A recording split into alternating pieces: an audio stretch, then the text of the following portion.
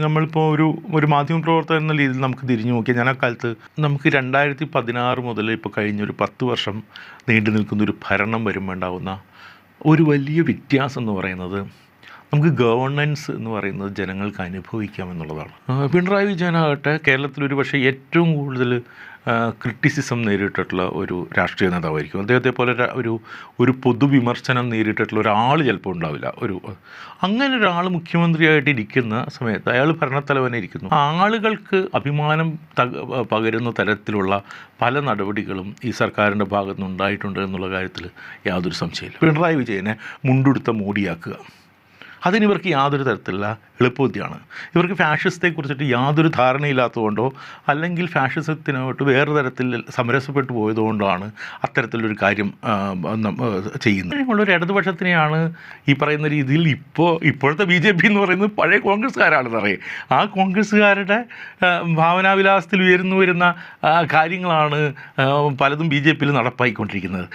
എന്നിട്ടാണ് ഈ പറയുന്ന രീതിയിൽ ഇവിടെ ഈ കോൺഗ്രസിനെ പിന്തുണയ്ക്കുന്ന ആളുകൾ പലതും ഈ ഇടതുപക്ഷത്തെ BJPയുമായിട്ട് താരതമ്യപ്പെടുന്നത്.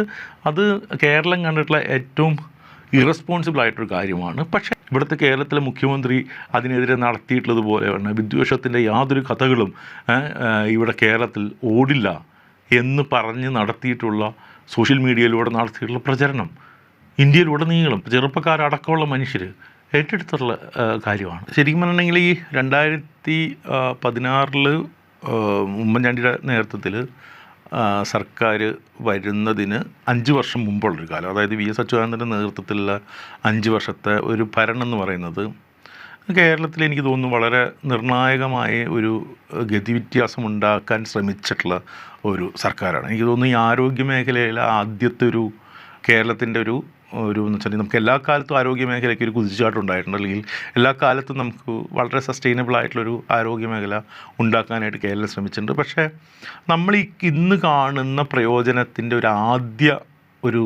ഘട്ടം സംഭവിക്കുന്നത് ശരിക്കും പറഞ്ഞിട്ടുണ്ടെങ്കിൽ ഈ 2006-2011 ഗവൺമെൻറ് കാലത്താണ്. പല മേഖലയിലും ശരിക്കും പറഞ്ഞിട്ടുണ്ടെങ്കിൽ നിർണായകമായിട്ടുള്ളൊരു മാറ്റങ്ങൾ വന്നിട്ടുള്ള കാലമാണത്. ആ കാലത്ത് നിന്ന് ഉണ്ടായിരുന്നൊരു 5 വർഷം എന്ന് പറഞ്ഞിട്ടുണ്ടെങ്കിൽ ഇതിനൊരു പ്രശ്നം എന്ന് വെച്ചിട്ടുണ്ടെങ്കിൽ നമ്മളിപ്പോൾ ഒരു മാധ്യമപ്രവർത്തകൻ എന്ന രീതിയിൽ നമുക്ക് തിരിഞ്ഞു നോക്കിയാൽ ഞാൻ ആ കാലത്ത് ഡൽഹിയിൽ ഉണ്ട്. അപ്പോൾ സ്വാഭാവികമായിട്ടും മറ്റേ പല കാര്യങ്ങൾക്കും അന്നാണെങ്കിൽ അതിൻ്റെ ഒരു വലിയ ഭാഗത്തോളം സമയം ശരിക്കും 2014 വരെ UPA സർക്കാരുമാണ്, അഥവാ കേന്ദ്രത്തിലും കേരളത്തിലും ഒരേ ഗവർണൻസ് ഉണ്ടായിരുന്നൊരു കാലമാണ് 2011-16 എന്ന് പറയുന്ന കാലം. ആ കാലത്ത് അതിൻ്റെ ഒരു പ്രയോജനം കേരളത്തിന് ലഭിച്ചില്ല എന്ന് മാത്രമല്ല, കേരളത്തിലെ വിദ്യാഭ്യാസ മേഖല, കേരളത്തിലെ ഈ പൊതുഗതാഗതം തുടങ്ങിയിട്ട് എല്ലാ മേഖലകളിലും വലിയ തിരിച്ചടി ഉണ്ടായിട്ടുണ്ടായിരുന്നു ആ കാലത്ത്. കേരളത്തിലെ റോഡുകളെക്കുറിച്ചുള്ള നിർണായകമായ പ്രശ്നങ്ങൾ, ഇപ്പോൾ മന്ത്രി വന്നിട്ട് ആര്യാടൻ മുഹമ്മദിനെ പോലൊരു മന്ത്രി വന്നിട്ട് ഇലക്ട്രിസിറ്റിയുടെ കാര്യത്തിൽ വെച്ചിട്ടുണ്ടെങ്കിൽ നമുക്ക് രക്ഷയില്ല എന്ന് പറയുന്നു. അതേപോലെ KSRTC നഷ്ടമാണ്, അത് നമ്മളെ കൊണ്ട് പിടിച്ചു നിർത്താനായിട്ട് പറ്റില്ല എന്ന് ഗവൺമെൻറ് തന്നെ പ്രഖ്യാപിക്കുന്നു. അങ്ങനെ നോക്കിക്കഴിഞ്ഞിട്ടുണ്ടെങ്കിൽ ഒരു തരത്തിലൊരു നമ്മളൊരു പരാജയം സംഭവിച്ച അല്ലെങ്കിൽ സമ്മതിക്കുന്ന ഒരു ഗവൺമെൻറ് നിലയിൽ അതിനെ ഒരു പക്ഷേ അക്കാലത്ത് ഗവൺമെൻറ്റിനെ പിടിച്ചു നിർത്തിയിട്ടുള്ള ഒരു സംഭവം എന്ന് വെച്ചിട്ടുണ്ടെങ്കിൽ ഉമ്മൻചാണ്ടിക്ക് ഉണ്ടായിട്ടുള്ളൊരു പൊതുസമ്മതിയായിരുന്നു. ആ സമയത്ത് പ്രത്യേകിച്ച് മാധ്യമങ്ങളിലെ എല്ലാവരുടെയും വലിയ പിന്തുണ ഉണ്ടായിരുന്നു. പിന്നെ അദ്ദേഹത്തിൻ്റെ ഈ കേരളത്തിൽ ഉടനീളം നടന്നിട്ടുള്ള മറ്റേ പരാതി സ്വീകരിക്കുകയൊക്കെ ചെയ്യുന്ന തരത്തിലുള്ള പ്രവർത്തനത്തിനൊക്കെ ഒരുതരം ജനസമ്മതിയൊക്കെ ഉണ്ടായിരുന്നു. പക്ഷേ അതിനൊന്നും ഒരു ഗവൺമെൻറ്റിനെ പിടിച്ചു നിർത്താൻ പാകത്തിനുള്ളൊരു ശേഷി ഉണ്ടായിരുന്നില്ല. വളരെ വലിയ അതിൽ നിന്ന് നമുക്ക് 2016 മുതൽ ഇപ്പോൾ കഴിഞ്ഞൊരു 10 വർഷം നീണ്ടു നിൽക്കുന്നൊരു ഭരണം വരുമ്പോൾ ഉണ്ടാകുന്ന ഒരു വലിയ വ്യത്യാസം എന്ന് പറയുന്നത് നമുക്ക് ഗവർണൻസ് എന്ന് പറയുന്നത് ജനങ്ങൾക്ക് അനുഭവിക്കാമെന്നുള്ളതാണ്. അതാണ് ഏറ്റവും നിർണായകമായിട്ടുള്ളൊരു മാറ്റം വന്നത്. ഗവർണൻസ് അനുഭവിക്കാൻ പറ്റുന്നു. നമുക്ക് ആദ്യത്തെ 5 വർഷം പിന്നെ സവിശേഷമായ സാഹചര്യങ്ങളിൽ കൂടെ കടന്നുപോയൊരു 5 വർഷമാണ്. കാരണം നമ്മൾ ഇതുവരെ കേട്ടുകേൾവിയില്ലാത്ത വെള്ളപ്പൊക്കം പോലെയുള്ള ദുരിതം അനുഭവിച്ചു. നമ്മൾ ആ, നി നിപ്പ അതിലൂടെ കടന്നുപോയി. നമുക്ക് കൊറോണ കാലം പിന്നിടേണ്ടി വന്നു. അങ്ങനെ കേരളത്തിലെ കേരളത്തിൻ്റെ എല്ലാ മേഖലയിൽ നോക്കിക്കഴിഞ്ഞിട്ടുണ്ടെങ്കിൽ കേരളത്തിന് ഏറ്റവും ക്രൂഷ്യലായിരുന്ന 5 വർഷമായിരുന്നു ആദ്യം ഉണ്ടായിരുന്നത്. ജനത്തിന്, ഓരോ മനുഷ്യർക്കും ഒരു സർക്കാർ നമുക്കൊപ്പം ഉണ്ടെന്നുള്ളൊരു തോന്നലുണ്ടായി. കേരളത്തിന് ഹിസ്റ്ററിയിലോ അല്ലെങ്കിൽ ഇന്ത്യയിലോ എനിക്ക് തോന്നിട്ടില്ല മറ്റേതെങ്കിലും ഒരു ഒരു ഒരു ഭൂവിഭാഗത്തിൽ അവരുടെ ഒരു ഭരണത്തലവൻ സംസാരിക്കുന്നത് കേൾക്കാനായിട്ട് ടി വിക്ക് മുന്നിൽ ഒരു ജനത മുഴുവൻ കാത്തിരിക്കുന്നൊരു അവസ്ഥ ഉണ്ടാകുന്നു. ഇപ്പം എല്ലാ വ്യത്യാസങ്ങളും, കേരളം എന്ന് പറയുന്നത് ശരിക്കും ഒരു ഇടതുപക്ഷത്തിന് അങ്ങനെ അനുകൂലമായിട്ടുള്ളൊരു സ്ഥലമൊന്നുമല്ല. പിണറായി വിജയനാകട്ടെ കേരളത്തിൽ പക്ഷേ ഏറ്റവും കൂടുതൽ ക്രിറ്റിസിസം നേരിട്ടിട്ടുള്ള ഒരു രാഷ്ട്രീയ നേതാവായിരിക്കും. അദ്ദേഹത്തെ പോലെ ഒരു പൊതുവിമർശനം നേരിട്ടിട്ടുള്ള ഒരാൾ ചിലപ്പോൾ ഉണ്ടാവില്ല. അങ്ങനെ ഒരാൾ മുഖ്യമന്ത്രിയായിട്ട് ഇരിക്കുന്ന സമയത്ത് അയാൾ ഭരണത്തലവനെ ഇരിക്കുന്നു. അയാൾ എന്താണ് പറയുന്നതെന്ന് കേൾക്കാനായിട്ട് ഒരു ജനത മുഴുവൻ വൈകുന്നേരം 6 മണിയാകുമ്പോൾ ടി വിയുടെ മുന്നിൽ നിലയുറപ്പിക്കുന്നു പറയുന്ന സ്ഥിതി ഉണ്ടായിരുന്നു. അത്തരം ഒരു സവിശേഷതയിലേക്ക്, അഥവാ ഗവർണൻസ് എന്ന് പറയുന്നത് ജനങ്ങളിലേക്ക് ഏറ്റവും അടുത്ത് എത്തുന്നൊരു കാലമായിരുന്നു. അപ്പോൾ ആ കാലത്ത് നിന്ന് ഉണ്ടായിരുന്ന 5 വർഷം, അതിനുശേഷമുള്ള 5 വർഷം നമ്മുടെ ഫെഡറൽ സിസ്റ്റത്തെ മുഴുവൻ തകർത്ത് കളഞ്ഞുകൊണ്ട് കേരളത്തിന് അവകാശപ്പെടുന്ന ഒരു തരത്തിലുള്ള സാമ്പത്തിക സഹായങ്ങളോ അല്ലെങ്കിൽ അവകാശപ്പെടുന്ന ഈ പറഞ്ഞ നികുതി വിഹിതങ്ങളോ ഒന്നും തരാത്ത കേന്ദ്രം നമ്മളെ ബുദ്ധിമുട്ടിച്ചിരുന്നൊരു കാലമാണ്. അത്തരമൊരു കാലത്ത് നമുക്ക് അനുഭവപ്പെടേണ്ട പ്രശ്നങ്ങൾ യഥാർത്ഥത്തിൽ അനുഭവപ്പെടുന്നില്ല. ലൈഫ് പദ്ധതി പോലുള്ളൊരു പദ്ധതി എന്ന് പറയുന്നത് ഒരുപക്ഷെ കേരളത്തിന് മാത്രം വിഭാവനം ചെയ്യാൻ പറ്റുന്ന, നടപ്പിലാക്കാൻ പറ്റുന്ന ഒരു പദ്ധതിയാണ്. 5 ലക്ഷത്തോളം കുടുംബങ്ങൾക്ക് വീടുണ്ടാക്കി കൊടുക്കുക സർക്കാർ, അടച്ചുറപ്പും ജീവിത ഭദ്രതയും നൽകുക എന്നുള്ളത്. ഒരു തരത്തിലും നമുക്ക് അതിനൊക്കെ താരതമ്യം ചെയ്യാവുന്ന വലിയ ഉദാഹരണങ്ങളൊന്നും മറ്റു സ്ഥലത്തുണ്ടാവില്ല. കഴിഞ്ഞ മറ്റേ സർക്കാരിൻ്റെ അവസാന കാലത്ത് കോടിയേരി ബാലകൃഷ്ണൻ്റെ ഒരു ചോദ്യത്തിന് ഉത്തരമായിട്ട് കഴിഞ്ഞ ഉമ്മൻചാണ്ടി സർക്കാരിൻ്റെ കാലത്ത് എത്ര വീടുണ്ടാക്കി കൊടുത്തു എന്നുള്ളത് പറയുന്നുണ്ട്. 450ഓളം വീടുകളോ മറ്റോ ആണ് ആ ഗവൺമെൻറ്റിൻ്റെ 5 കാലത്തുണ്ടാക്കി കൊടുത്തത്.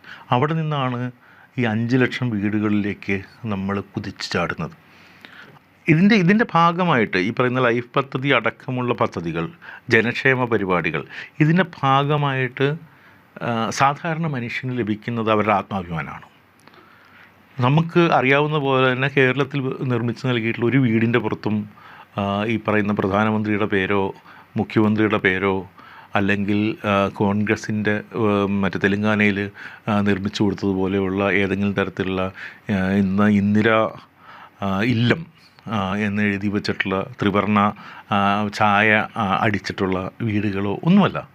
ആളുകൾക്ക് അവരുടെക്ക് അഭിമാനത്തോടെ താമസിക്കാൻ പറ്റുന്നൊരു വീട്, ആ വീട് മാത്രം. ഇപ്പം മുണ്ടക്കൈ ചുരൽമല പദ്ധതി നമ്മളൊന്ന് എടുത്തു നോക്കിക്കഴിഞ്ഞാൽ അവിടെ വീട് മാത്രമല്ല, അതൊരു ആവാസ വ്യവസ്ഥയാണ് ഉണ്ടാക്കി കൊടുക്കുന്നത്.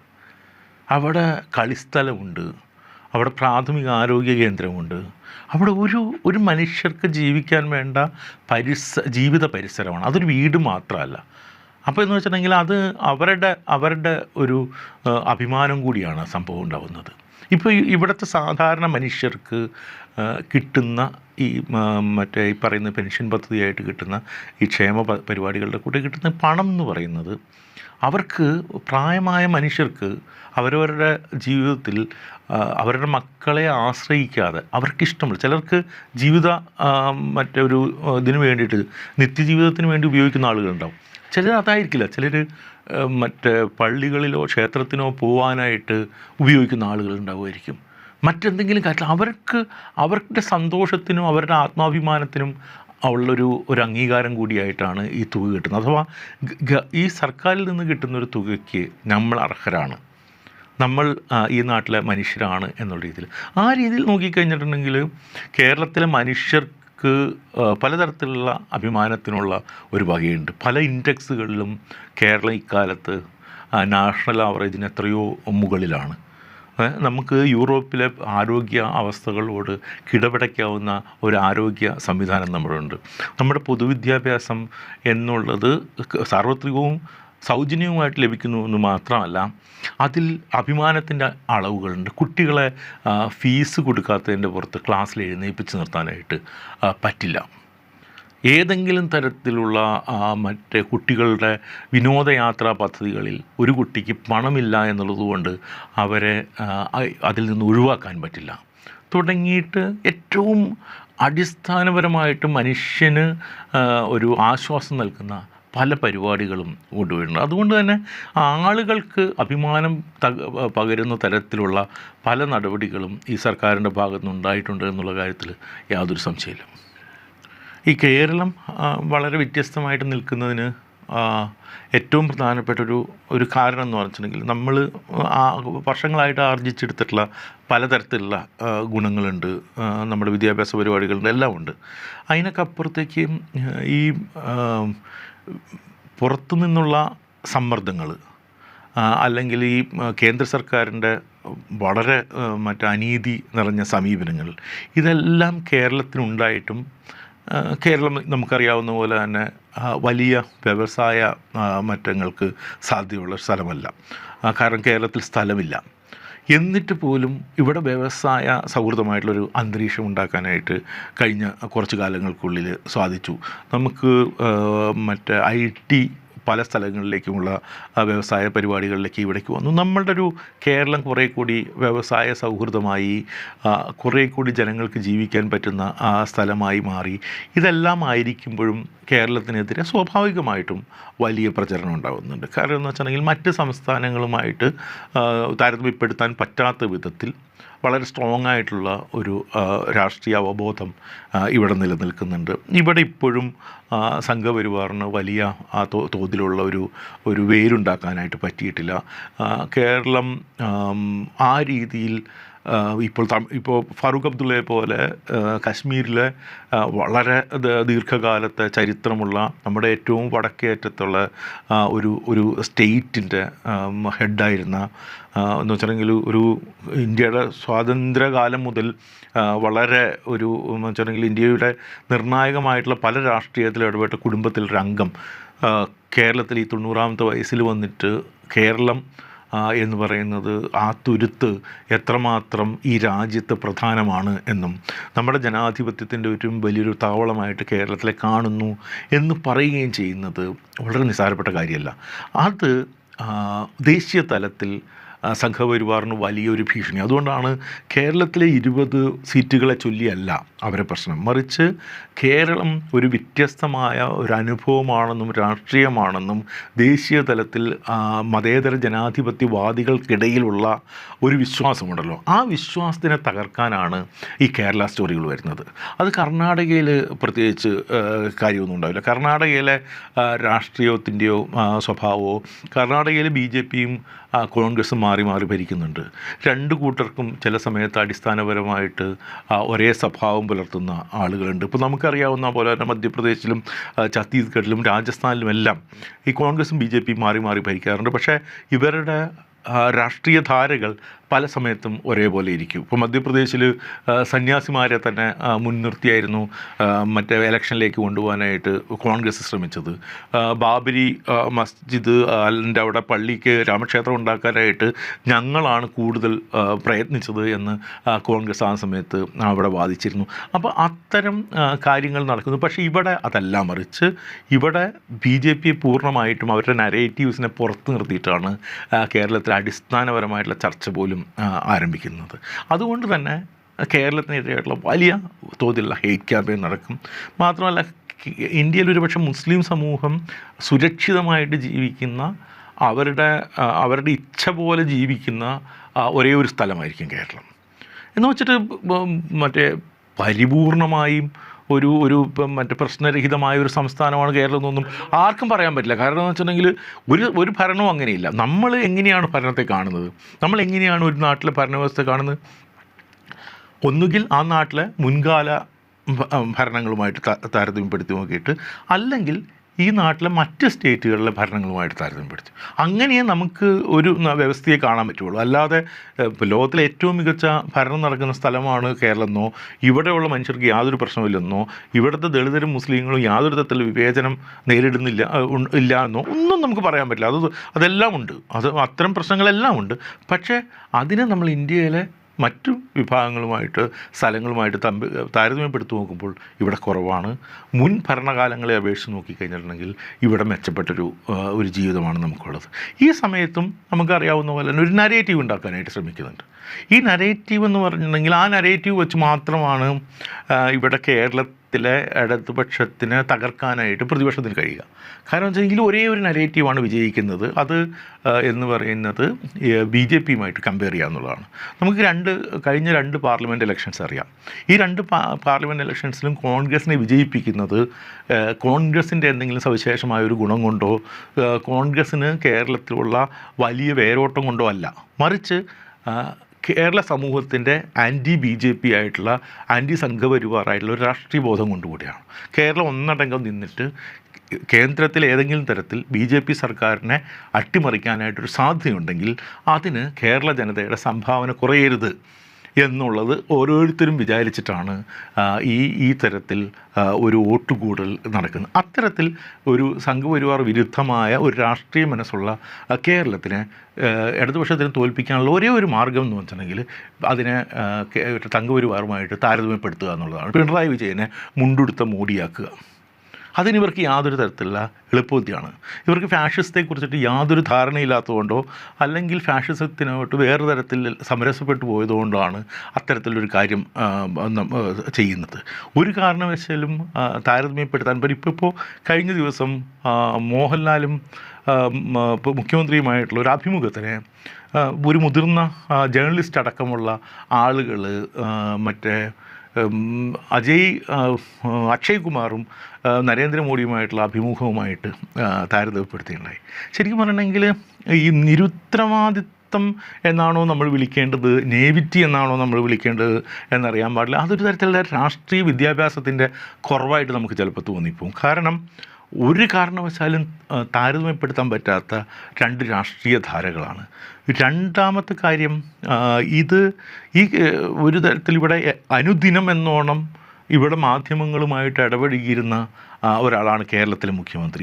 കഴിഞ്ഞ എത്രയോ വർഷങ്ങളായിട്ട് യാതൊരു അഭിമുഖവും കൊടുക്കാത്ത, ഒരു തരത്തിലും മറ്റേ മാധ്യമങ്ങളെ നേരിടാൻ തയ്യാറല്ലാത്ത, മാധ്യമങ്ങളുടെ ഒരു ലാളനയിൽ മാത്രം ജീവിക്കുന്ന ഒരു ഫാഷിസ്റ്റ് സർക്കാരിൻ്റെ ഹെഡും ഇവിടെയുള്ള സകലമാന മാധ്യമങ്ങളാൽ അനുദിനം വേട്ടയാടിപ്പെട്ടുകൊണ്ടിരിക്കുന്ന, അനുദിനം മാധ്യമങ്ങളുമായിട്ട് വീണ്ടും ചർച്ച ചെയ്തുകൊണ്ടിരിക്കുന്ന ഒരു മുഖ്യമന്ത്രി നൽകുന്ന അഭിമുഖവും തമ്മിൽ താരതമ്യപ്പെടുത്തുക. അക്ഷയ് കുമാർ എന്ന് പറയുന്ന ഒരു നടൻ എന്ന് പറയുന്നത് ഈ സംഘപരിവാറിൻ്റെ തണലിൽ മാത്രം വളർന്നു വന്നൊരു സൂപ്പർ സ്റ്റാറാണ്.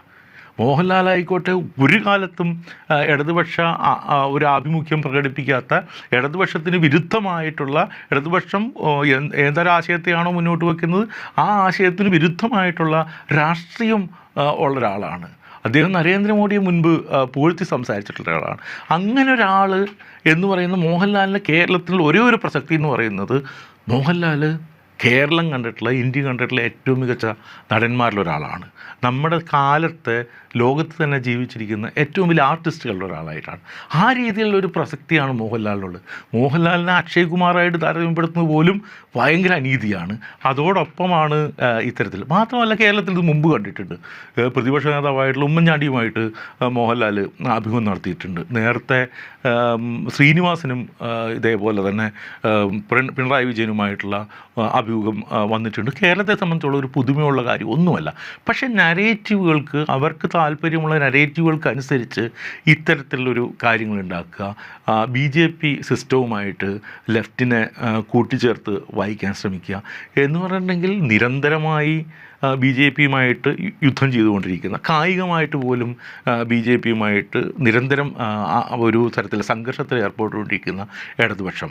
1990 മുതൽ കേരളത്തിൽ ബാബരി പള്ളി ഇഷ്യൂ ഇന്ത്യയിൽ ബാബരി പള്ളി ഇഷ്യൂ ആരംഭിക്കുന്നത് മുതലാണ് ഇന്ത്യയിലെ രാഷ്ട്രീയം യഥാർത്ഥത്തിൽ വളരെ പോളറൈസ്ഡ് ആയിട്ടുള്ള രാഷ്ട്രീയമായിട്ട് മാറുന്നത്. അതിനുശേഷം ബി ജെ പിയുമായിട്ട് ഒരു തരത്തിലും സഹകരിക്കാത്ത കോൺഗ്രസ് ഇതര പാർട്ടികളിൽ ഒരുപക്ഷെ ഒരു ആർ ജെ ഡിയോ ഒരു ലെഫ്റ്റിനെയോ മാത്രമേ നമുക്ക് ഇന്ത്യയിൽ ചൂണ്ടിക്കാണിക്കാൻ പറ്റുള്ളൂ.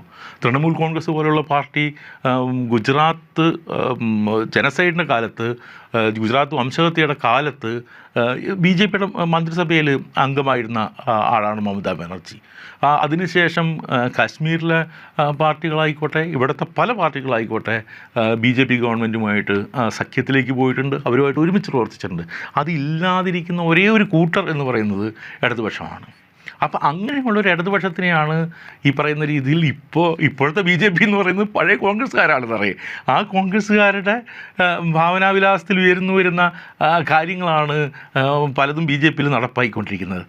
എന്നിട്ടാണ് ഈ പറയുന്ന രീതിയിൽ ഇവിടെ ഈ കോൺഗ്രസിനെ പിന്തുണയ്ക്കുന്ന ആളുകൾ പലതും ഈ ഇടതുപക്ഷത്തെ ബി ജെ പിയുമായിട്ട് താരതമ്യപ്പെടുന്നത്. അത് കേരളം കണ്ടിട്ടുള്ള ഏറ്റവും ഇറസ്പോൺസിബിളായിട്ടൊരു കാര്യമാണ്. പക്ഷേ നിരന്തരമായിട്ടുള്ള ഈ പ്രചരണം, വളരെ സെൻസിറ്റീവായിട്ടുള്ള ജീവിതമാണ് ഇവിടുത്തെ, ഭയങ്കര ഭീതി ജനിപ്പിക്കുന്നൊരു ജീവിതമാണ് ഇന്ത്യയിലെ മുസ്ലിങ്ങളുടേത്. അതിപ്പോൾ ഈ പറഞ്ഞ രീതിയിൽ കേരളത്തിലെ മുസ്ലിങ്ങളുടേത് താരതമ്യേന കുറവാണെങ്കിലും അനുദിനം പൗരത്വം നഷ്ടപ്പെടുമെന്നുള്ള ഭീതി അടക്കം നേരിടുന്ന മനുഷ്യരെ സംബന്ധിച്ചിടത്തോളം, നിങ്ങളുടെ കൂടെ ഇതുവരെ ഉണ്ടായിരുന്ന ഒരു മനുഷ്യൻ, അയാൾ ഈ പറയുന്ന രീതിയിൽ സംഘപരിവാറിൻ്റെ ആളുകളാണ് എന്നുള്ള നിരന്തര പ്രചരണം വന്നു കഴിഞ്ഞിട്ടുണ്ടെങ്കിൽ അത് അവരുടെ മനസ്സിനെ ബാധിക്കുമെന്നുള്ള കാര്യത്തിൽ സംശയമൊന്നുമില്ല.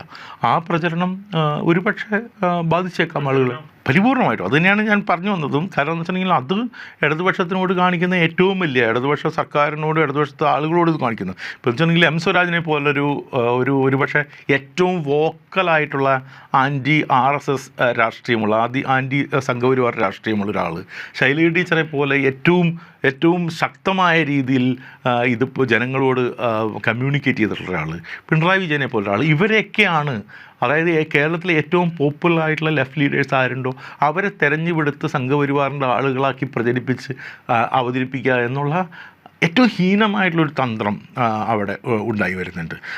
അത് എന്ന് വെച്ചിട്ടുണ്ടെങ്കിൽ കേരളത്തിനെ ഒരു തരത്തിലുള്ളൊരു വിദ്വേഷത്തിൻ്റെ ഒരു സ്ഥലത്തിലേക്ക് കൊണ്ടുപോവുക, ഇവിടെ എല്ലാം മറ്റേ ഹിന്ദു മുസ്ലിം സിസ്റ്റത്തിലേക്ക്, അത് ബി ജെ പി എങ്ങനെയാണോ കേന്ദ്രത്തിൽ ചെയ്യാൻ ശ്രമിക്കുന്നത് അതേപോലെ തന്നെ കേരളത്തിൻ്റെ നരേറ്റീവ് മുഴുവൻ ഈ ഹിന്ദു മുസ്ലിം സംഭവത്തിലേക്ക് മാറ്റുക എന്നുള്ളതാണ്. അതാണ് ഇവിടെ യഥാർത്ഥത്തിൽ ബി ജെ പി ആഗ്രഹിക്കുന്നത്. അത് തന്നെ ആഗ്രഹിക്കുന്ന ആളാണ്, അത് തന്നെയാണ് അവർക്ക് താരത്തിൽ വെച്ച് കൊടുക്കാനായിട്ട് പല നരേറ്റീവുകളും ഇതേപോലെ ഇപ്പോഴത്തെ ഒരു UDFൻ്റെ പുറകിൽ പ്രവർത്തിക്കുന്ന പലരും ചെയ്യുന്നത്. അത് ഭയങ്കര കേരളത്തിനെ സംബന്ധിച്ചോളം വിനാശകരമായിട്ടുള്ള രാഷ്ട്രീയമാണ്. അല്ല, ഇതിലൊരു പ്രശ്നം എന്ന് വെച്ചിട്ടുണ്ടെങ്കിൽ ഇവരുണ്ടാക്കുന്നൊരു നരേറ്റീവ്, അതായത് ഇപ്പോൾ ഇവിടുത്തെ ഒരു കോൺഗ്രസ്സിലെ ഒരു നേതാവ് പോലും ഇവിടുത്തെ ഒരു മുസ്ലിം വിഷയങ്ങളിൽ, ഒരു ദേശീയ മുസ്ലിം പ്രശ്നങ്ങളിൽ, ഈവൻ ദേശീയ പ്രശ്നങ്ങളിൽ ഒന്നടങ്കം യാതൊരു തരത്തിലുള്ള പ്രതികരണം നടത്താറില്ല. രാഹുൽ ഗാന്ധി എന്തെങ്കിലും പറഞ്ഞിട്ടുണ്ടെങ്കിൽ ചിലപ്പോൾ അത് ഷെയർ ചെയ്യുക എന്നതിനപ്പുറത്തേക്ക് പലസ്തീൻ ഇഷ്യൂ ആയിക്കോട്ടെ, പൗരത്വ പ്രശ്നങ്ങളായിക്കോട്ടെ, ഇപ്പോൾ ഉത്തരേന്ത്യയിൽ പല സമയത്തും മുസ്ലിങ്ങൾക്ക് നേരെ നടക്കുന്ന അതിക്രൂരമായിട്ടുള്ള ആക്രമണങ്ങളായിക്കോട്ടെ, കഴിഞ്ഞ പെരുന്നാളിൻ്റെ സമയത്ത് മുസ്ലിങ്ങളെ ഉത്തർപ്രദേശിൽ വെള്ളിയാഴ്ച പെരുന്നാളിൻ്റെ സമയത്തുള്ള വെള്ളിയാഴ്ച നിസ്കരിക്കാനായിട്ട് പുറത്തു പോകാനായിട്ട് അനുവദിച്ചിട്ടില്ല. പള്ളികൾ അടച്ചിടുന്ന ഒരു സ്ഥിതി ഉണ്ടായിരുന്നു. ഹോളിയുടെ ദിവസമായതുകൊണ്ടാണ് ഇവർ പുറത്തിറങ്ങരുത് എന്ന് പറഞ്ഞത്. അതേപോലെ തന്നെ പെരുന്നാളിൻ്റെ സമയത്ത് പള്ളിപ്പുറത്തിനപ്പുറത്തേക്ക് ഒരാളെങ്ങാൻ നിന്ന് നിസ്കരിച്ച് കഴിഞ്ഞിട്ടുണ്ടെങ്കിൽ അവരെ ഇവിടെ വീട്ടിൽ അവരുടെ പാസ്പോർട്ടും റേഷൻ കാർഡും റദ്ദാക്കുമെന്ന് പ്രഖ്യാപിച്ചിട്ടുണ്ടായിരുന്നു.